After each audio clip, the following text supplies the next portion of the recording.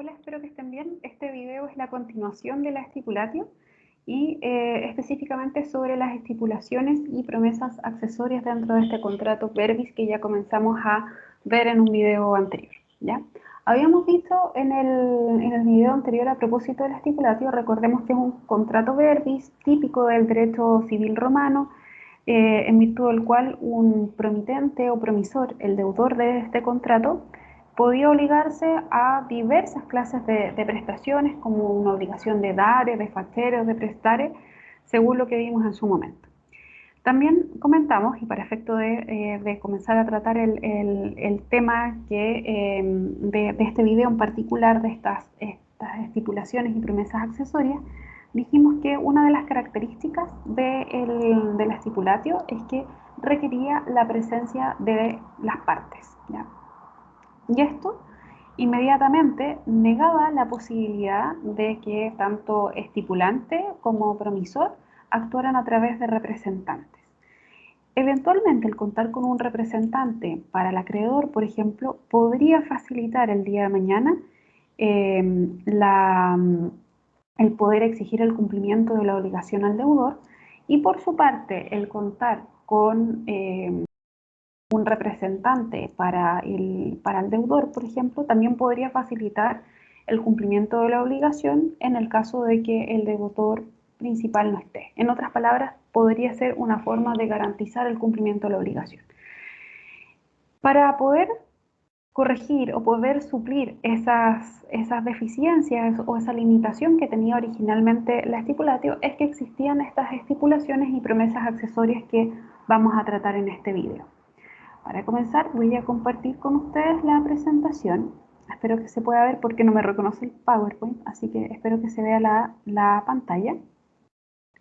Y hacemos la diferencia según estipulaciones o promesas accesorias, según si lo que exista sea una pluralidad de acreedores o de estipulantes, y que ahí hablamos de ad estipulatio o ad estipulantes, personas que van a estar junto al acreedor o al estipulante y que van a formular la pregunta al deudor y se van a constituir como nuevos acreedores, y en ese caso podrían facilitar el pago o el cumplimiento de la obligación al promisor en el caso de que el estipulante o el acreedor principal no esté. Y también existen las figuras de ad promisión, es decir, de personas que se obligan junto al promisor o deudor principal. Y las figuras de ad promisión hay distintas clases, pero nosotros solamente nos vamos a referir a una en particular, que fue la que subsistió con el tiempo y que existe hasta en la actualidad, que es la fianza. Estas figuras accesorias de estipulaciones o promesas accesorias eran bastante frecuentes cuando encontrábamos a estas personas que estaban junto al deudor o al acreedor principal. Lo importante es que, primero, para referirnos a propósito de las ad estipulaciones o la figura de ad estipulantes, es necesario que para que estos ad estipulantes se constituyan como otros acreedores y puedan exigir el cumplimiento de la obligación al promisor, es absolutamente necesario que ellos también formulen la misma pregunta al deudor y que éste responda de forma afirmativa y congruente a estos ad estipulantes. Entonces, ¿cómo sería la figura? Ya sabemos que en virtud de la estipulatio, el estipulante puede formular una pregunta al promisor como la siguiente: espondere dare 2 sacos de trigo, y el promisor responde: espondeo dare 2 sacos de trigo. Ahí ya se perfeccionó la estipulatio. Ahora, para que ese promisor se obligue ahora con respecto a estos dos acreedores accesorios o ad estipulantes, será necesario que el primer ad estipulante formule la siguiente pregunta: idem dari spondis, es decir, ¿prometes dar lo mismo? Y el promisor responda: espondeo, y luego el segundo ad estipulante que vemos en el ejemplo formule la misma pregunta: ¿prometes dar lo mismo? Espondeo. ¿Y eso qué implica? Que ahora cualquiera de estos tres acreedores, ya sea el estipulante o cualquiera de estos ad estipulantes, puede exigir el cumplimiento de la obligación, es decir, los 2 sacos de trigo, al promisor. Eso no quiere decir que el promisor se obligue a dar 6 sacos de trigo en total, sino que se obligó a 2 sacos de trigo, pero cualquiera de estos tres acreedores lo puede exigir. ¿Para qué por qué se justificaría una figura como esta? Simplemente como una forma de facilitar el pago al promisor y por supuesto al estipulante de exigir el cumplimiento de la obligación en el evento, por ejemplo, que el estipulante no esté o que el estipulante esté próximo a morir y así facilitar las cosas a sus herederos, por ejemplo. El contar con aves estipulantes que el día de mañana pueden exigir el cumplimiento de la obligación al promisor lo hace mucho más sencillo, aunque después por supuesto que se podría generar un problema interno entre ellos, como vimos a propósito de la solidaridad activa o a propósito de las obligaciones con pluralidad de sujeto y especialmente cuando hablamos de pluralidad de acreedores. Es más o menos similar la figura, ¿ya? Ahora, ¿qué es lo que ocurre con la adpromisión? Es esta figura en virtud de la cual una o más personas se obligan junto al promisor o deudor principal para garantizar alguna de las obligaciones o deudas que éste ha contraído. Y nuevamente, ¿cómo cómo se va a perfeccionar estas adpromisiones?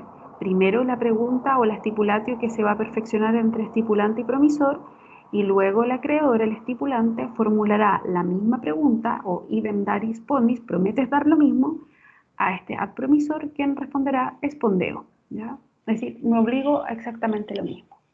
Dentro de esta segunda clase de adpromisión o de personas que están junto al deudor y que se obligan junto a él, encontramos tres figuras y todas ellas tienen como característica o como función el servir de garantía al acreedor, ya que están asegurando el cumplimiento de la obligación, ¿ya?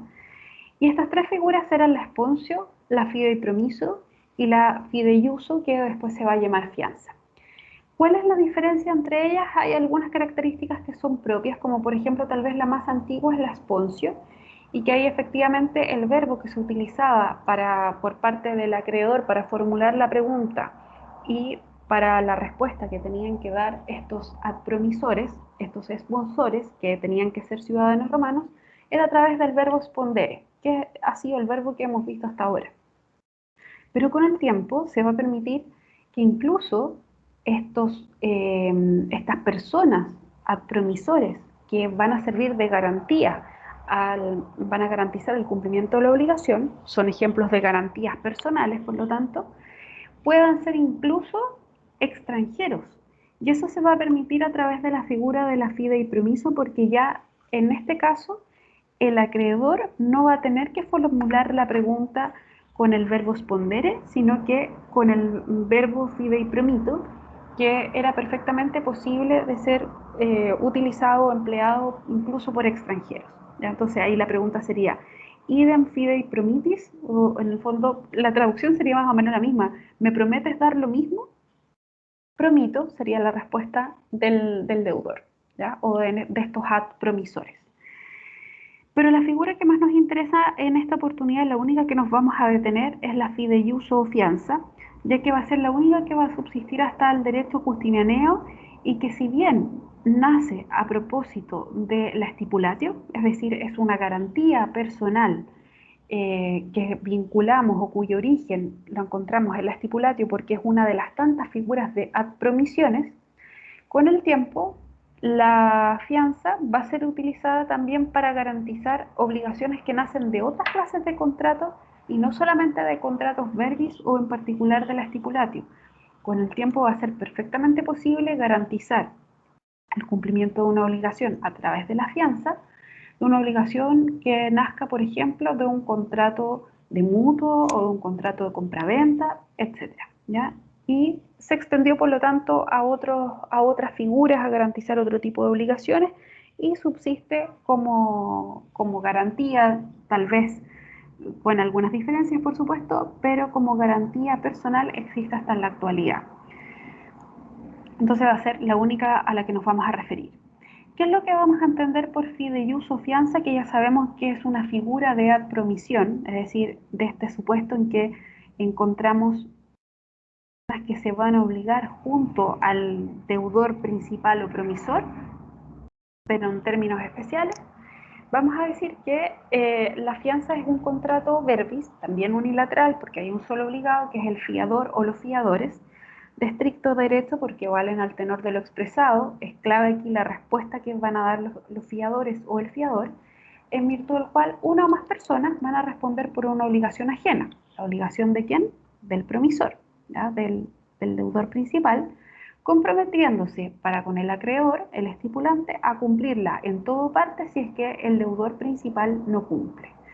Y aquí se utilizaba nuevamente un verbo distinto, ya no el spondere, que era propio del esponcio y de la stipulatio antigua, tampoco el verbo fideipromito de la fideipromisio, que permitía que extranjeros pudieran ser garantes de una obligación ajena, sino que en este caso es un contrato propio del derecho civil y por lo tanto se supone que fiadores, promisor y fiadores normalmente son ciudadanos romanos, al igual que el estipulante, eh, todos que contaran a lo menos con el jus comercio.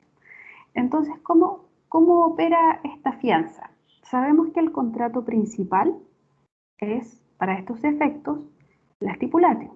La fianza sabemos que es un contrato, además de las características que ustedes ya ven en esta diapositiva, es un contrato accesorio, es decir, cuya existencia depende de un contrato principal, ya que la función que cumple este contrato accesorio es garantizar el cumplimiento de las obligaciones que nazcan del contrato principal.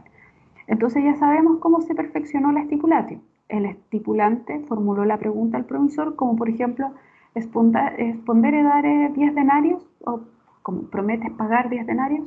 Y el promisor respondió, espondeo dare 10 denarios. Ahí se perfeccionó el contrato principal, que sería la stipulatio. Y luego, el estipulante tiene que formular las preguntas a los dos fiadores de forma separada. Entonces, aquí el verbo es el fideiuveo. Idem fideiuves, o en otras palabras, prometes dar lo mismo, a eso se refiere, y el primer fiador responderá fideiuveo o prometo, y luego la misma pregunta tendrá que formular el estipulante al segundo fiador y este tendrá que responder nuevamente de forma afirmativa y congruente. Y ahí se perfeccionó la fianza. Entonces, si se fijan, en la fianza como contrato es entre el acreedor y el fiador o fiadores.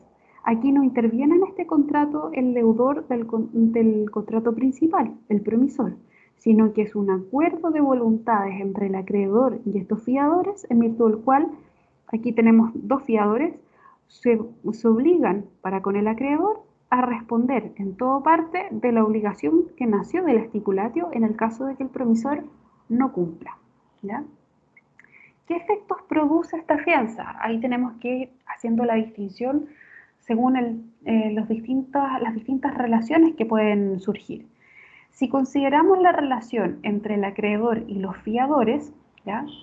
Voy a volver atrás, la relación entre el acreedor, el estipulante y los fiadores, originalmente el acreedor podía dirigirse directamente contra cualquiera de los fiadores, sin tener que demandar previamente al promisor, ¿ya? O al deudor principal. Con el tiempo eso va a ir cambiando, ya que se van a reconocer dos beneficios a los fiadores que tienen que solicitarlos. Por supuesto, ustedes recordarán esta expresión de beneficio, los beneficios y privilegios que estudiamos en Derecho Romano 1, y la característica que tenía el beneficio es que una regla especial que contiene una solución apartándose de la regla general, pero que tiene que ser solicitada. ¿Ya? Entonces, en este caso, para acogerse al beneficio de excusión, por ejemplo, ¿esto qué quiere decir? Que si el acreedor, el estipulante, demanda, voy a volver atrás, directamente, sin demandar previamente al deudor principal, a los fiadores o a uno de estos fiadores o al fiador que exista, el fiador puede acogerse al beneficio de excusión, excusándose del cumplimiento de la obligación y exigirle al acreedor que se dirija en primer lugar contra el deudor principal, indicándole los bienes que éste pueda tener para responder esa obligación. ¿Ya? Es el beneficio de ejecución. Y por su parte, el beneficio de división se va a dar en el caso en que existan varios fiadores, como en el ejemplo que pusimos anteriormente, porque eso quiere decir que si el acreedor demanda solamente a uno de los cofiadores, vamos a suponer al 1, este puede oponer el beneficio de división para exigir que la deuda se divida entre todos los fiadores solventes al momento del juicio. Vamos a suponer que el cofiador 2 también es solvente, por lo tanto puede solicitar que el cumplimiento de la obligación se divida en ambos, entre ambos. En segundo lugar, existe otra relación que se va a dar entre los fiadores y el deudor, sobre todo una vez que estos fiadores cumplan la obligación pendiente o la obligación que el promisor en su momento no cumplió. Sabíamos que la obligación en el ejemplo que vimos anteriormente era de pagar 10 denarios y estos fiadores finalmente cumplieron la obligación y pagaron estos 10 denarios porque previamente el estipulante demandó al promisor, este no cumplió y ahora el estipulante o acreedor demandó a estos fiadores. Y cada uno vamos a suponer que pagó 5. ¿Qué pueden hacer ellos ahora? Demandar al promisor para obtener, por supuesto, un reembolso de lo que ellos han pagado. Ahora, ¿qué tipo de acción va a ser? Ahí va a depender, porque si el promisor o si el pago que ellos formularon, que ellos hicieron, realizaron los fiadores, fue por encargo del deudor principal, del promisor, entonces se entiende que entre ellos hay un mandato y por lo tanto ellos como mandatarios tienen la acción propia del mandato, la acción mandati contraria, para que el promisor les reembolse lo que ellos han pagado. En cambio, si no existió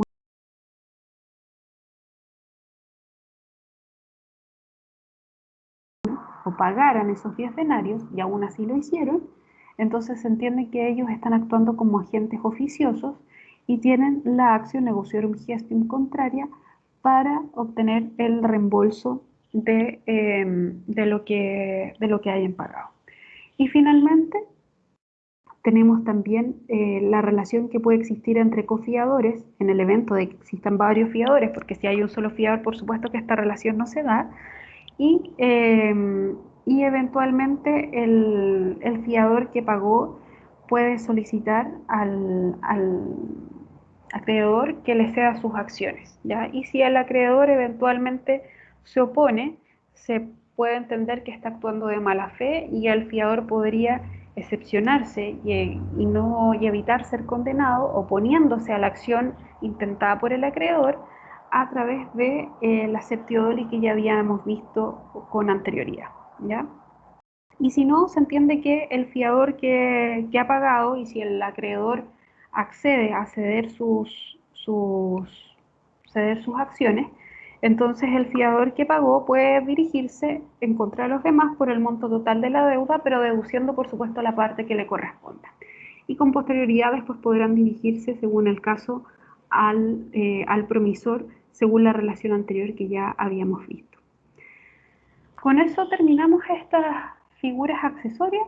Si es que tienen alguna duda al respecto, lo podemos ver ya sea en clases o me pueden escribir o comentarlo en los foros. ¿Ya? Que estén muy bien, cuídense, nos vemos. Chao, chao.